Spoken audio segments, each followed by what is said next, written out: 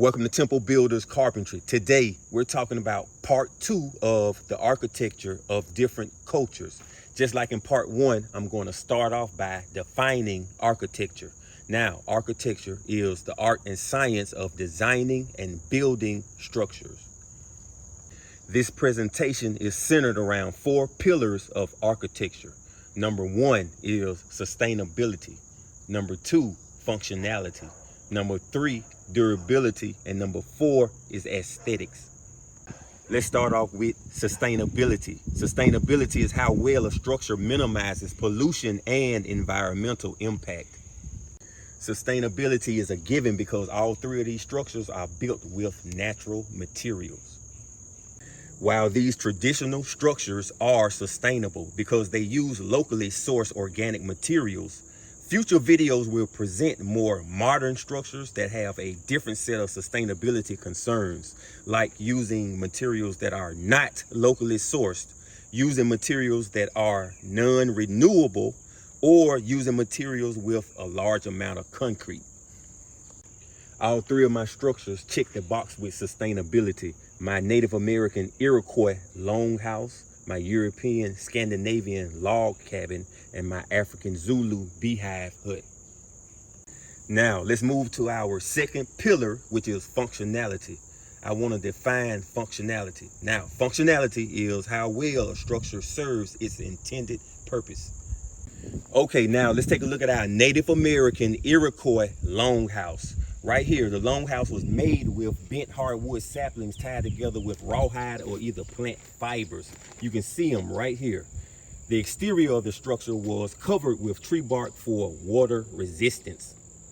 The functionality of the longhouse is that it was usually over 100 feet long, which allowed families from different clans to gather under one roof. Here's a realistic picture of a Native American longhouse.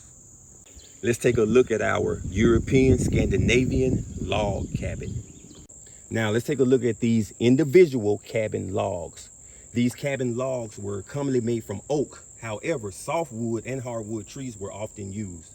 The roof was covered with overlapping birch bark, similar to how we apply felt paper today in a layered fashion. On top of the birch bark, they used sod for insulation and to make the roof more water resistant. Okay, so the functionality of the log cabin's thick logs provide excellent insulation and maintains a comfortable indoor temperature. The gaps between the logs are sealed with chinking, a mixture of clay moss and other materials, enhancing the cabin's insulation. Here's a realistic picture of a log cabin. I believe this log cabin is Norwegian. Now let's take a look at our African Zulu beehive hut. The Zulu beehive hut features a circular wooden frame made from flexible saplings that form its dome shape. The exterior is covered with tightly thatched grass or reeds, which are secured in place with ropes made from plant fibers. This traditional technique ensures the structure is sturdy, insulated, and well protected from the elements. Now, the functionality of the Zulu beehive hut's dome shape is that it allows for efficient air circulation, maintaining a comfortable temperature inside. The dome shape allows for rainwater to run off easily. Here's a realistic picture of a Zulu beehive hut. So, all 3 structures check the box with functionality. Now, my third pillar of architecture is durability. Durability deals with the lifespan of your structure. Now, my research shows that the Iroquois longhouse can last about 50 years with proper maintenance. The Zulu beehive hut can last 50 years with proper maintenance. And our log cabin can last 100 years or more. Now, all 3 structures check the box for durability. Now, let's talk about the 4th pillar of architecture, which is aesthetics. All 3 structures check the box for aesthetics because all 3 structures are visually appealing. I want to thank y'all for watching. Like, subscribe, become my apprentice, Temple Builders.